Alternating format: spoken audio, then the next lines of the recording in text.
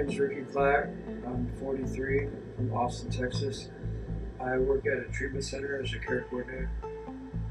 I started doing drugs when I was about 14. Started selling drugs when I was about 15. At 18 years old, I got a drug deal gone bad, and I ended up facing 10 years in prison. I ended up getting 10 years deferred probation and continued doing drugs. I've had multiple possession cases. Uh, my whole life has been one long possession case. So I went to treatment in Houston, and I stayed sober for 6 years.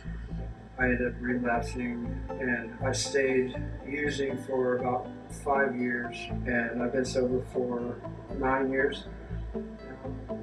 The more trouble I got in with the law, the more I used. That just made me use more. The more trouble I got in, the more drugs I used to avoid the reality of I'm in trouble. So it always made me run right back into drugs.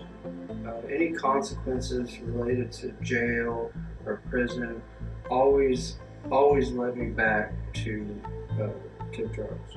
So I never stayed sober when I got out of jail, and the reason I think that is because when you go to jail, you just close down emotionally.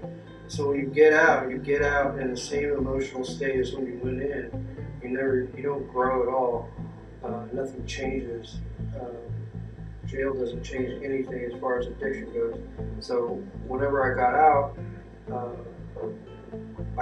in the same exact places as when I went in. So I went right back to using.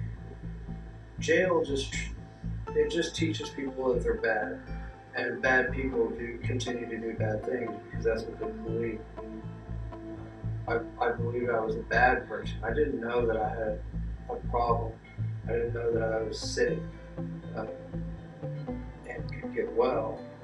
I just thought I was a bad person and deserved to be punished. So I don't think that putting people in jail is ever the answer for someone who is addicted and is sick. My name's Melissa. I'm 21 years old. I've been sober for about 17 months, and I was charged with 2 felonies and 5 misdemeanors, all of which are possessions of controlled substances. And because of them, it is difficult to find somewhere to live.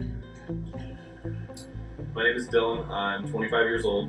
I've been sober for 2.5 years. Because of my drug addiction, I've gotten a 3rd-degree felony for possession, DWI, and public intoxication charges as well. Because of these charges, I have found it much more difficult for me to find good employment in the work field.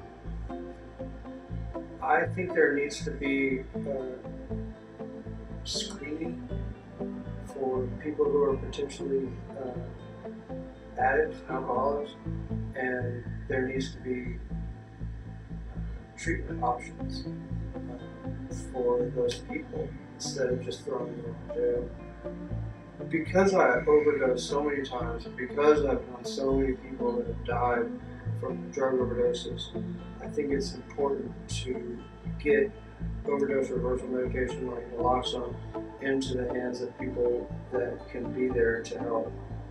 I found a pharmacy that has naloxone for really cheap, and I'm trying to get it picked up by the Texas Naloxone Initiative so that they can provide that to the community.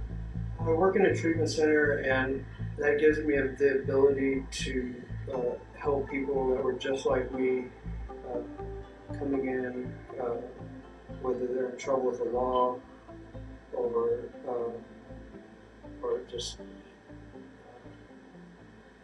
their life is falling apart, and I'm able to share my experience and give them some hope and get them started on a program that can get them freedom from it.